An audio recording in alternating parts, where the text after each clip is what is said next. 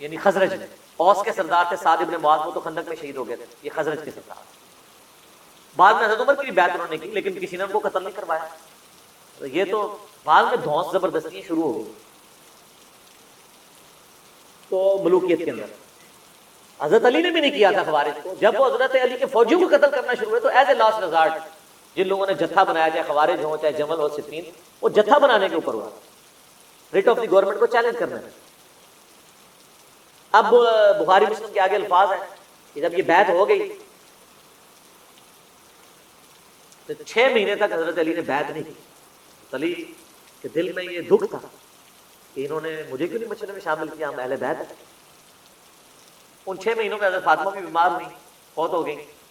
حضرت فاطمہ کی شہادت کے بعد، جس کو شیعہ شہادت کہتے ہیں، ہم اسے وفات کہتے ہیں، لیکن ہم ان کو شہادت بھی سمجھتے ہیں کیونکہ مسلم میں حدیث ہے اگر کسی کے دل میں شہادت کی تمنا ہو، اس سے اپنے بسترے پہ بھی موت ہے وہ شہید ہی ہے۔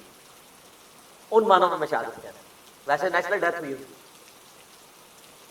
سیدنا علی نے پیغام بھیجا حضرت ابوبکر کی طرف۔ اس حدیث میں آتا ہے بخاری مسلم کے لوگ جب تک فاطمہ زندہ رہی تو حضرت علی کے ساتھ پھر بھی کچھ تعلق تھا، بعد میں لوگوں نے آنکھیں ماتھے پہ رکھنا شروع کر دی۔ حضرت علی نے حضرت ابوبکر کو پیغام بھیجا کہ میرے گھر آئے۔ آپ نوٹ کریں کہ امت کے امام ہیں اس وقت حضرت ابوبکر، خلیفۃ المسلمین ہے، اور ایک عام شخص کہہ رہا ہے کہ مجھے آگے گھر ملے۔ وہ عام بندہ نہیں تھا، حضرت ابوبکر کو پتا تھا یہ خلیفت نبی صلی اللہ علیہ وآلہ وسلم کے قریبی اہل بیت ہیں اور میں خلیفت اور رسول ہوں، اس کا یہ مطلب نہیں ہے کہ میں اہل بیت سے اوپر ہو گیا ہوں۔ وہ آگے، اور حضرت علی نے کہا کہ دیکھنا عمر کو ساتھ نہیں لینا۔ یہ حضرت عائشہ روایت کر رہی ہیں، پوری حدیث بخاری مسلم میں، اور حضرت عائشہ کہتی ہیں کہ حضرت علی ناپسند کرتے تھے کہ عمر کو لایا جائے کیونکہ حضرت عمر جذباتی تھے، اس وجہ سے، یہ نہیں کہ ویسے کوئی دشمنی تھی۔ تو حضرت عمر نے کہا میں آپ کو نہیں جانے دوں گا۔ ہائے ہائے، حضرت ابوبکر کہتے ہیں کہ واللہ رسول اللہ کے گھر والوں سے مجھے کوئی نیگیٹو امید نہیں ہے۔ ظاہر ہے اس زمانے میں آپ بلا کے کسی کو قتل کر دیں تو ختم۔ آج والا صاحب تو نہیں تھا کہ ایک وزیر اعظم ماریں گے تو اسی پارٹی کا دوسرا وزیر اعظم بن جائے گا، وہاں تو خلیفہ کا مطلب خلیفہ تھا۔ آپ صلی اللہ علیہ وآلہ وسلم کے اہل بیت کے ناطے حضرت ابوبکر نے پروٹوکول دیا، اور حضرت ابوبکر صدیق رضی اللہ تعالیٰ عنہ خود مولا علی کے پاس آئے ان کے گھر میں، آپ اندازہ کریں۔ اور حضرت ابوبکر کی حدیث بھی ہے صحیح بخاری کے اندر کہ محمد صلی اللہ علیہ وآلہ وسلم کے قرب کو ان کے اہل بیت کے قرب میں تلاش کرو۔ اور اس حدیث کو امام بخاری حضرت حسن و حسین کے چیپٹر میں لے کے آئے ہیں، امہات المومنین کے چیپٹر میں نہیں لائے۔ پوائنٹ ٹو بی نوٹڈ، حالانکہ وہ بھی اہل بیت ہے لیکن انہوں نے اہل بیت سے مراد حسن و حسین کو لیا۔ تو حضرت ابوبکر کے دل میں تو پھر قدر تھی نا اہل بیت کی۔ جب پہنچے تو پھر سیدنا علی رضی اللہ تعالیٰ عنہ نے کہا کہ اے ابوبکر، اللہ نے جو آپ کو ہم پہ فضیلت دی اس امر خلافت میں، ہمیں آپ سے کوئی حسد نہیں، لیکن اہل بیت رسول کے ناطے صلی اللہ علیہ وآلہ وسلم کیا ہمارا یہ حق نہیں تھا کہ آپ ہمیں اس مشورے میں شامل کرتے ہیں؟ بس اتنی بات کی، حضرت ابوبکر نے رونا شروع کر دیا۔ کیا مطلب؟ مان لیا کہ مسئلہ مس ہینڈل ہوا ہے، اگرچہ بد نیتی سے نہیں ہوا، وہ خزرج کی وجہ سے مس ہینڈل ہوا، سقیفہ بنی ساعدہ میں۔ وہ جب رونا شروع کیا تو حضرت علی نے کہا بس۔ پھر حضرت بکر نے کہا اللہ کی قسم مجھے رسول اللہ کے گھر والے اپنوں سے بڑھ کے دی۔ واہ، حضرت علی کی بھی آگے دیکھیں للہیت۔ حضرت علی اس وقت بھی کہہ سکتے ہیں ابوبکر میں بیعت کرتا ہوں، جاؤ باہر جا کے اناؤنسمنٹ کر دو، نہیں، جو اوپن فتنہ تھا اس کو اوپنلی دبایا اور کہا کہ میں ظہر کے بعد اعلانیہ پبلکلی مسجد نبوی میں آپ کی بیعت کروں گا تاکہ کسی کو وہم باقی نہ رہے۔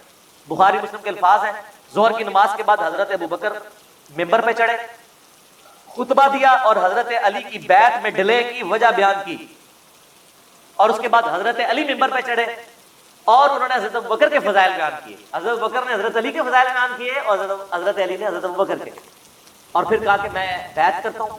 اور اس حدیث کی کنکلوژن ان الفاظ پہ ہوتی ہے کہ پھر سارے مسلمان حضرت علی سے خوش ہو گئے۔ لیکن ان 6 مہینوں میں کسی نے تلوار کی دھونس پہ حضرت علی سے بیعت نہیں لی، اس لیے کہ انہوں نے پارٹی جتھا نہیں بنایا۔ لیکن آپ ملوکیت کے دور میں آ جائیں، یزید کے ابا جی نے اپنی زندگی میں زبردستی بیعت لی اپنے بچے، حالانکہ خود زندہ ہے۔ ایک بار میں 2 خلیفوں کی بیعت ہو بھی نہیں سکتی کہ میں جب مروں گا تو یہ ہوگا، صلح حسن سائڈ پہ رہے گی، جس میں یہ طے تھا کہ امت کو شورا پہ چھوڑو۔ تو یہ فرق ہے۔ حضرت عثمان کو دیکھ لیں، 300 बंदों ने 40 दिन तक घर का घेराव किया है, किसी को कत्ल नहीं करवाया। उल्टा सही बुखारी में 695 नंबर हदीस है, सहाबा पूछ रहे हैं कि नमाज कैसे पढ़े हम इनके पीछे, मस्जिद में इन्होंने कब्जा कर लिया। उन्होंने कहा नमाज तो मुसलमानों में नेकी का काम है, नेकी के कामों में इनका साथ दो, बुराई से अलग रहो। इन्हीं बागियों के पीछे नमाज पढ़ो। इमाम बुखारी ने बाप बांधा है बागी और बिदरी के पास पीछे नमाज पढ़ने का हुक्म। हजरत उस्मान की खिलाफत स्टेक पे है, फिर भी हजरत उस्मान कह रहे हैं कि नहीं, उलुल इल्म काइमन बिल क़िस्त, मेरा इनकार किया ना तो इस्लाम से नहीं निकल गए, नमाजें इनके पीछे पढ़ो। और तो हमको कहानी कराई गई है कि ये कोई यहूदी साजिश थी, तो हजरत उस्मान कहते थे यहूदियों के पीछे नमाजें पढ़ो। ये आप जरा शहादत उस्मान के जाली नहीं असली इसबाब बुखारी मुस्लिम की रोशनी में इसमें पढ़ेंगे ना, इस पम्फलेट में, तो आपको पता चल जाएगा। तो बात कहां से कहां चली। मौला अली अबू बकर के साथ भी रहे, उमर के साथ भी रहे, उस्मान के साथ भी रहे, रज़ियल्लाहु अन्हुम अजमाइन व अलैहिमुस्सलाम अजमाइन। लिहाजा अगर ये सैयदना उमर कातिल फातिमा होते नाऊज़ु बिल्लाह मिन ज़ालिक, तो ऐसा मामला ना होता। झूठ ना बोला जाए, मसाइब को चस्का लेके बयान करना बगैर सनद के, और इसमें बिल्कुल इल्म की परवाह न करना और जज्बात के साथ खेलना लोगों के, ये बिल्कुल इल्मी जुल्म है।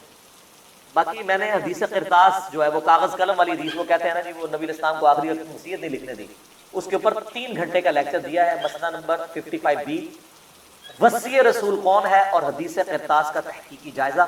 मैंने साबित किया कि नबी इस्लाम का वसी कुरान है, और पॉलिटिकल सक्सेसर नबी इस्लाम की वसीयत से नहीं बल्कि सहाबा की इजमाए उम्मत से हज़रत अबू बकर है, वसी कोई भी। इसलिए हम वसी रसूल नहीं कहते हज़रत बकर को, खलीफा तो रसूल कहते हैं। वसी कोई नहीं, वसी कुरान है। ठीक हो गया। लिहाजा यहां पर मैं दूसरे अहले तशय्युअ भाइयों से जरूर रिक्वेस्ट करूंगा, जो मौला अली के मानने वाले हैं वो बात समझ रहे हैं। मौला अली ने खवारिज जिन्होंने मौला अली को काफिर कहा, मौला अली ने उनके जनाजे खुद पढ़ाए और कहा ये मेरे भाई थे, भगोड़े हो गए, मैं इनको मुसलमान ही समझता हूँ। अपने हाथों से दफन किया, उनकी औरतों को लोंडियां नहीं बनाया, और जब जनाजा पढ़ाया जाता है उसमें दुआए मग़फ़िरत होती है, अल्लाहुम्मा ग़फ़िर लिहय्यिना व मय्यितिना। लिहाजा जो मौला अली के मानने वाले हैं वो किसी सहाबी को गाली नहीं दे। हाँ, जो बनु उमैया के मानने वाले हैं तो ये बिदअत उन्होंने ही शुरू की थी, तो वो उनके मानने वाले हैं, ठीक है, वो अपनी निस्बत उनके साथ कायम रखते। हम तो अल्हम्दुलिल्लाह मौला अली के मानने वाले हैं, हम बनु उमैया के मानने वाले नहीं है, और ना हम मुआविया बिन अबी सुफियान या अमर इब्न आस या मुगीरा इब्न शुबा रज़ियल्लाहु अन्हुम अजमईन उनके ट्रैक पे चढ़ने वाले हैं। उनकी अल्लाह ताला का उनका मामला अल्लाह के सुपुर्द, उनकी इन गलत चीजों के ऊपर हम चलने वाले नहीं। हम हजरत अली के साथ हैं, हम किसी भी सहाबी को बुरा नहीं कहेंगे इंशाअल्लाह। लिहाजा तौबा करें, जो भी आपको राफ़िदी नजर आए, सहाबा पर लानत करते तो तुम हजरत मुआविया की पार्टी का आदमी है, तुम मौला अली की पार्टी का आदमी नहीं है, इसलिए तू ये काम कर। बोले आउज़ुबिल्लाह। आखिरी मिसाल सुन ले, ये वो ट्रुथ एक्सपोजिंग मिसाल है जिससे आपको पता चलेगा कि हजरत अली को मिंबरों पे गालियां क्यों ये निकालते थे। अगले दिन मेरे वालिद साहब भी मुझसे पूछ रहे थे कि जी ये गालियां क्यों निकालते थे, क्या मिलता था। सवाल तो बड़ा जबरदस्त है, इतने साल तक गालियां निकालते रहे, इनको मिलता क्या था हजरत अली को गालियां निकालते। ब्रेन वॉशिंग, लोगों के दिलों से वो खिलाफत राशिदा को बचाने की आखिरी कोशिश निकल जाए ताकि मलूकियत महफूज रहे, ये की वजह। और वो आपको इस हदीस में पता चलेगी। सुनन नबी दाऊद 4131, शेख अलबानी भी ने भी सही कहा, जुबैर लिज़ई साहब ने भी सही कहा। इसमें आपको ये बात पता चल जाएगी हजरत हसन के बारे में। सैयदुना मिक़दाम बिन मादी रज़ियल्लाहु ताला अन्हु बड़े जलील कदर सहाबी हैं। इन्हीं से वो अबू दाऊद में हदीस है कि मुझे अल्लाह ताला ने कुरान और उसकी मिसल अता किया, यानी सुन्नत। मिक़दाम बिन मादी ये हजरत मुआविया को मिलने के लिए गए शाम में, और वहां पर बैठे हुए एक खबर आई तो हजरत मुआविया ने कहा, मिक़दाम मुझे पता है हसन फौत हो गए। तो हजरत मिक़दाम ने कहा, इन्ना लिल्लाहि व इन्ना इलैहि राजिऊन। एक मुसलमान के मरने पर यही करना चाहिए ना, लेकिन हजरत हसन फौत नहीं हुए थे, कत्ल किए गए। अल-मुसन्नफ इब्न अबी शैबा में मौजूद है, इंटरनेशनल नंबरिंग के मुताबिक 37,359, और अल-मुस्तदरक बिल-हाकिम में पूरा चैप्टर है हजरत हसन को ज़हर किया गया। और ज़हर क्यों दिया वो आपको पता चलेगा। शहीद किया गया बड़ी छोटी सी उम्र में, 49 ईस्वी में। तो हजरत हसन की वफात की खबर पहुंची तो मिक़दाम ने पढ़ा, इन्ना लिल्लाहि व इन्ना इलैहि राजिऊन। तो हजरत मुआविया ने कहा कि मिक़दाम तू हसन के मरने को उम्मत के लिए मुसीबत समझ रहा है। अस्तग़फिरुल्लाह, अल्लाह अस्तग़फिरुल्लाह। अब जब उन्होंने ये बात की تو انہوں نے کہا میں حسن کی وفات کو مصیبت کیوں نہ سمجھوں، میں نے خود دیکھا حضور صلی اللہ علیہ وسلم دائیں طرف حسن کو بٹھاتے تھے اور بائیں طرف حسین کو، اور کہتے تھے حسن مجھ سے ہے، حسین علی سے، اور تو کہہ رہا معاویہ کہ میں حسن کی وفات کو مصیبت شمار نہ کروں۔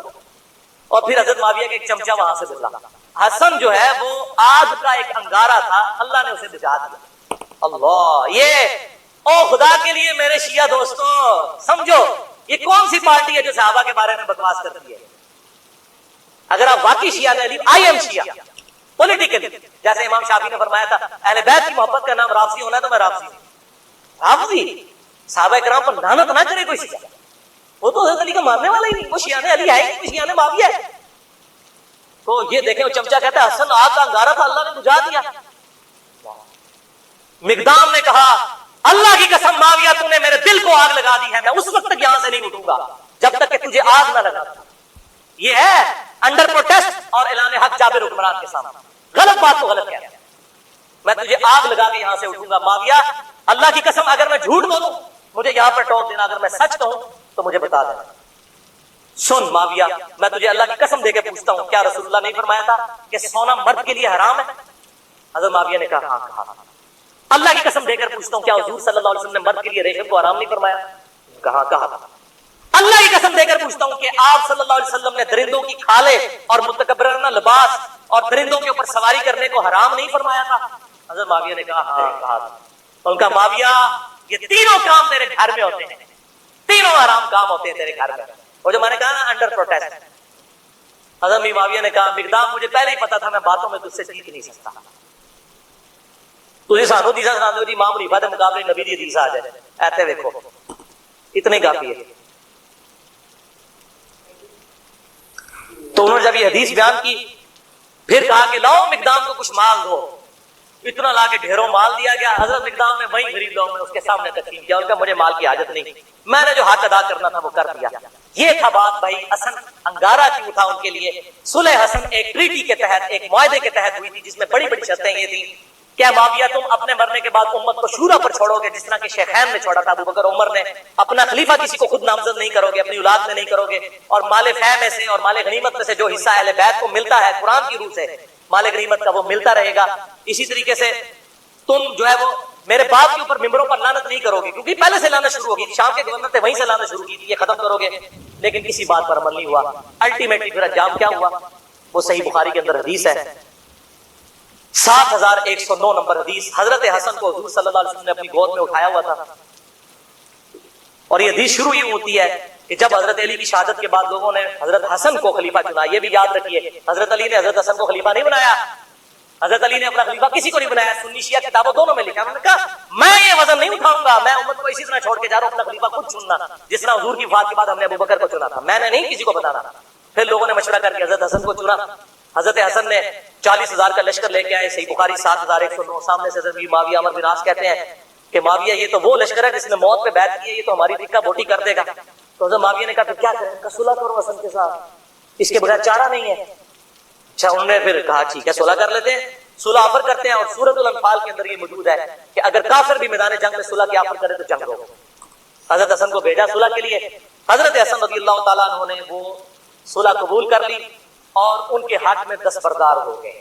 کیوں؟ کہ میں ان کو فری ہینڈ دے دوں، جو یہ کہتے ہیں نا قاتلین عثمان سے بدلہ لینا ہے، تو اب لے کر بتائیں جو ان کے ذوم میں ہے تو بتا دیں، یہ نہ کہ میرے پاس خلافت نہیں تھی تو میں خلافت حوالے کرتا ہوں۔ اور حضور صلی اللہ علیہ وسلم کے الفاظ وہاں پر پھر تابعی 7109 کہ حضور نے حضرت حسن کو گود میں اٹھا کے کہا تھا میرا یہ بیٹا سید ہے، اس کی وجہ سے اللہ تعالیٰ مسلمانوں کے 2 گروہوں میں صلح کروا دے گا، اس کی وجہ سے، یعنی یہ قربانی دے گا۔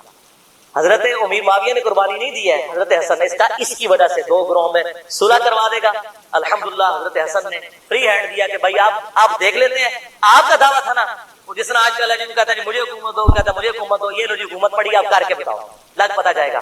لیکن پھر 20 سال تک، یہ 41 ہجری میں واقعہ ہوا اور حضور کی پریڈکشن پوری ہوئی کہ 30 سال تک خلافت علی منہاج النبوہ جو میں نے بیان کیا ابو داؤد ترمذی اور مسند احمد سے، وہ پورے ہوئے۔